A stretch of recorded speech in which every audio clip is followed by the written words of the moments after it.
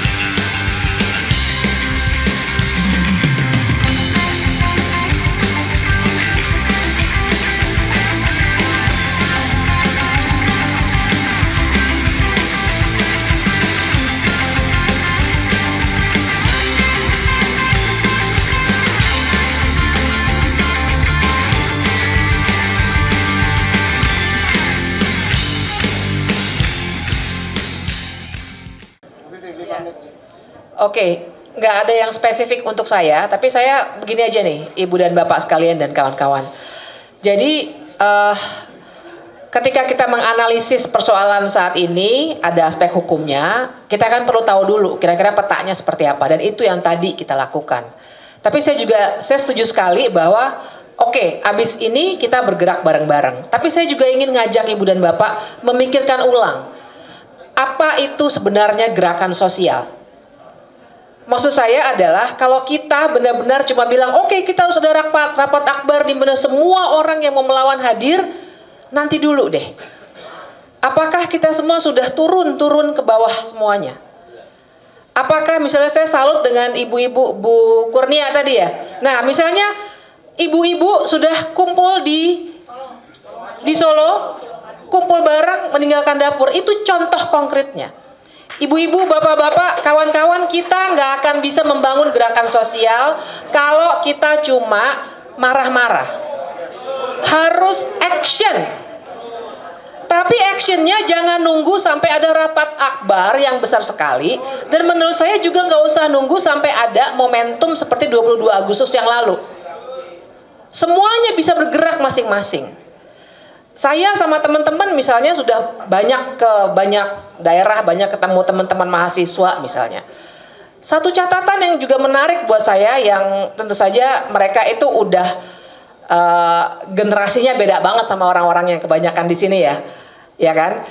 Mereka itu juga cerita, Mbak, buat kami bikin kolektif, kami bikin komunitas, kami nggak suka bergabung di organisasi formal, nggak apa-apa.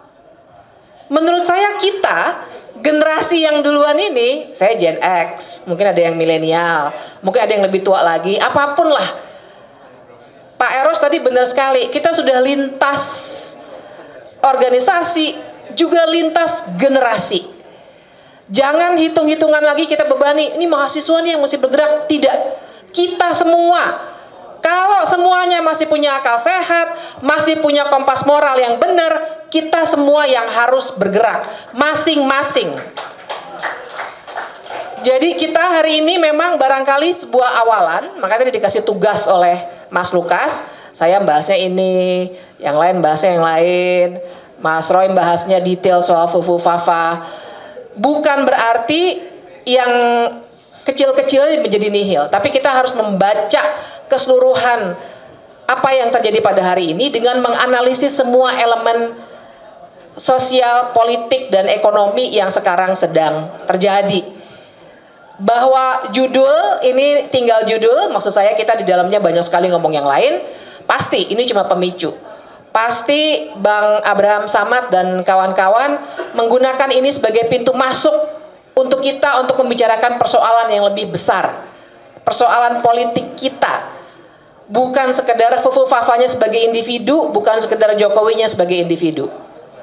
Kita lagi membicarakan ke depannya, kita bangun gerakan sosial ini, kita mau bawa kemana? Nggak terkunci hanya dengan prosedur impeachment atau pemakzulan, nggak terkunci hanya dengan prosedur di pengadilan, tapi yang terpenting adalah kita rawat kegelisahan ini dan kita gerakkan, kita ubah energi kemarahan ini dari sekedar ngobrol-ngobrol di sini menjadi suatu gerakan yang lebih besar.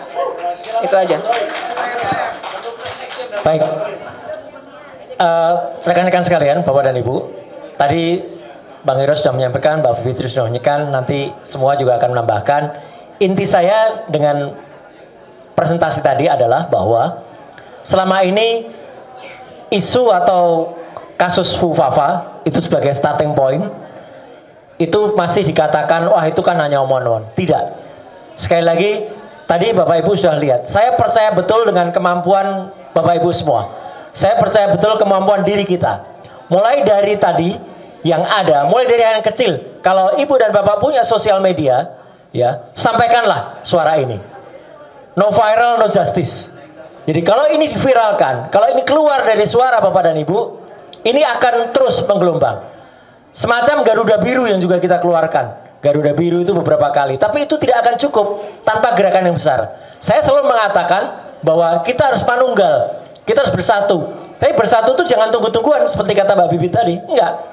Semua muncul dari masing-masing. Tapi sekarang insya Allah mulai dari hari ini, ibu-ibu dan bapak punya kepercayaan bahwa apa yang dilakukan, starting pointnya ya, bukan hanya soal Fufafanya, tapi starting pointnya dari Fufafa itu yang paling mudah untuk dijalankan. Itu sudah ada. Dan faktanya jelas.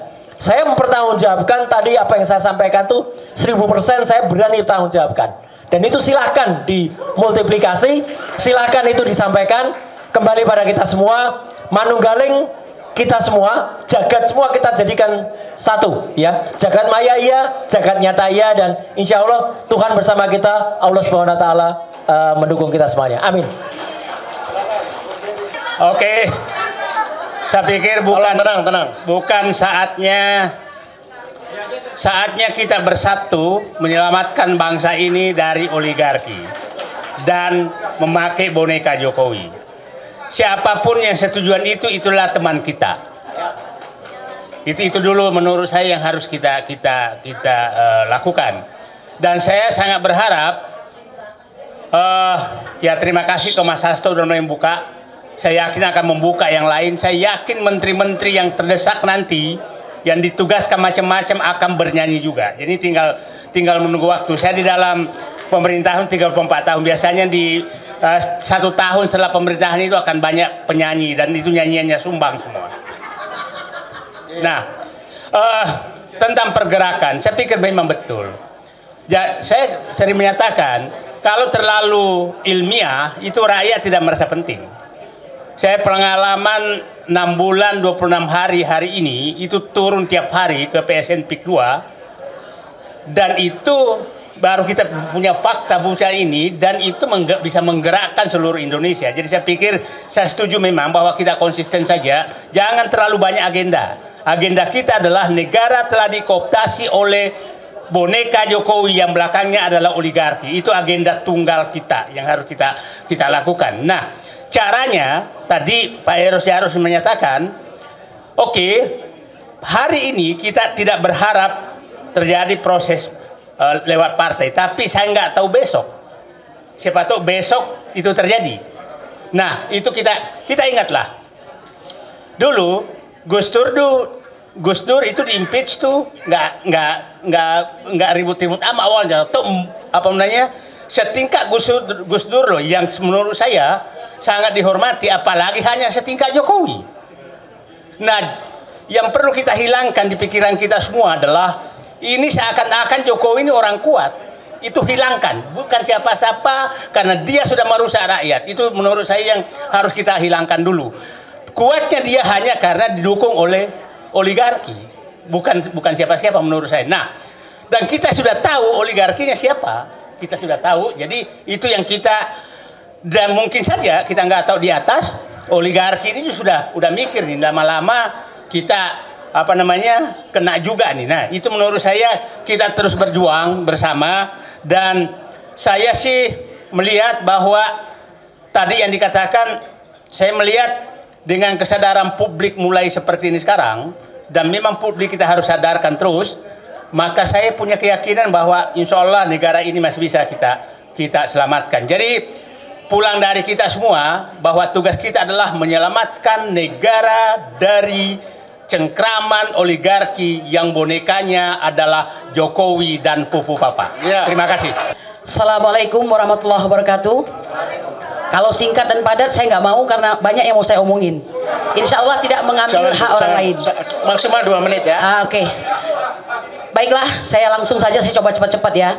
Bapak Ibu sekalian yang saya cintai, kalau saya nggak memberikan pertanyaan, rugi saya datang pada hari ini ya. Bapak bangsa M. Nasir mengatakan, jangan berhenti mendayung, karena arus akan membawa hanyut ya. Pada hari ini kita sudah membuktikan. Saya ingin mengatakan di hadapan para narasumber sekalian, Rizal Fadilah dalam tulisannya mengatakan Jokowi adalah penyandra, penjahat, dan penjajah. Kita paham semua menteri dan aparat tunduk kepadanya. Bahkan setelah berhenti pun tidak cukup untuk membuat dia menjadi orang yang berhenti cawe-cawe. Saya ingin mengatakan ada setidaknya 3 yang saya catat yang berjuang pada hari ini.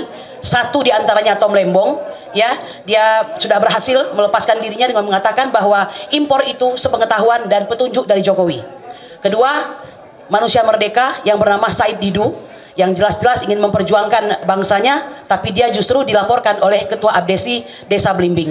Kemudian yang ketiga tentu saja dari partainya Bang Deddy, yaitu Mas Hasto, Sekjen PDIP, yang mungkin terinspirasi dari manusia merdeka. Sebelumnya saya ingin mengatakan, saya sebenarnya marah banget sama Bang Deddy Sitorus itu. Cuma alhamdulillah ya, ada perubahan, jadi saya melihatnya agak ganteng dikit begitu. Nah, cuma saya ingin menyampaikan begini Bang Deddy, untuk bisa melebur sebagai bangsa, bagi kami siapapun musuh Mulyono itu, siapapun juga yang memusuhi Mulyono adalah kawan kami ya. Kalau PDIP sudah masuk dalam perjuangan, tanda barang itu akan segera kelar begitu ya. Itu harapan kami. Cuma mohon maaf, saya harus jujur ya, karena kita ini orang-orang yang insya Allah baik ya, karena ini cuma jalannya untuk melebur itu. Ada perbedaan katakanlah prinsip di antara kita, tapi hari ini siapa sangka kita bersatu. Saya ingin mengatakan begini ya, kepada ibunda kami yang tercinta Ibu Megawati, masalah ini sebenarnya nggak sulit-sulit amat itu. Gampang. Bagaimana caranya? Ada kejujuran dari pihak Megawati yang dalam hal ini PDIP untuk menyatakan secara nyata bahwa Joko Widodo adalah penjajah, penyandera, dan penjahat. Bahwa PDIP terus terang saja menyesal telah 2 periode menjadi kuda tunggangannya. Betul! Merdeka! Ya, saya kira begitu. Itu harus ada. Karena kalau tidak ada, nggak bisa. Sedangkan selama ini yang kami lihat, ya mohon maaf, masih omon-omon nih ya posisinya itu. Ya, sabar. Ya, jadi masih omon-omon. Kalau kita bicara agak serius, masih di tataran ini aja nih. Jadi jangan begitu. Seperti kata Pak Nasir lagi, bahwa jangan mengira kita sudah berada di tepi pantai. Justru kita ini masih di tengah arus ya. Sedikit lagi Pak. Namanya siapa Bu? Kurnia Pak. Kurnia. J. Satu lagi Pak. Bang Deddy, kami sudah memulai ya. Kami tidak suka dengan pemberian negara kepada Jokowi yang hampir 100 miliar dengan tidak dibantu oleh siapapun, dengan biaya sendiri. Kami bersama Aliansi Rakyat Menggugat, Aliansi Solo Bergerak, Aliansi Emak-Emak Lintas Provinsi hadir di Colomadu. Mungkin Anda sudah mengetahui ya. Ini bukan gagah-gagahan, Kami meninggalkan dapur kami apa boleh buat berhadapan dengan para aparat yang ternyata sudah siap sedia di gudang kosong di depan Colomadu ya, sudah kami buktikan. Jadi apa yang kami sampaikan ini keresahan hati kami, menurut kami bisa diatasi asal PDIP jujur maju paling depan untuk menyatakan Jokowi adalah orang yang sudah, nah berani apa enggak? Saya kira gitu aja ya Pak. Tambahan Pak, Ibu Bivitri sebentar, untuk Ibu Bivitri kemudian Bang Ferry Hamsari, ini adalah orang-orang yang menjadi apa namanya di muka hari ini karena mereka bicara hukum. Satu-satunya untuk mengadili Jokowi hanya lewat jalur hukum. Jokowi yang sudah kami lakukan adalah mengenai pemalsuan dokumen, kemudian pemalsuan informasi dalam akta autentik pasal 263 dan 266. Lalu bagaimana dengan si Fufu Fafa ini, si anak tengil ini? Banyak Pak, penodaan agama, kemudian pornografi, ya, dan yang ketiga perbuatan tidak menyenangkan dan sebagainya. Banyak pintu masuknya. Kami menunggu Bang Ferry Hamsari, Ibu Bivitri Susanti, Bang Refli Harun ada nggak ya? Bang Refli Harun, semuanya. Kalau kita bersatu, oh ya satu lagi yang paling keren nih Bang Abraham Samad, ya. Mohon kalau perlu Pak jumpai dong Pak Jokowi, Pak Prabowo. Tolong disampaikan, disadarkan supaya nggak kena sirep begitu. Demikian. Assalamualaikum warahmatullahi wabarakatuh. Merdeka! Silakan selanjutnya Bung Edi. Ya.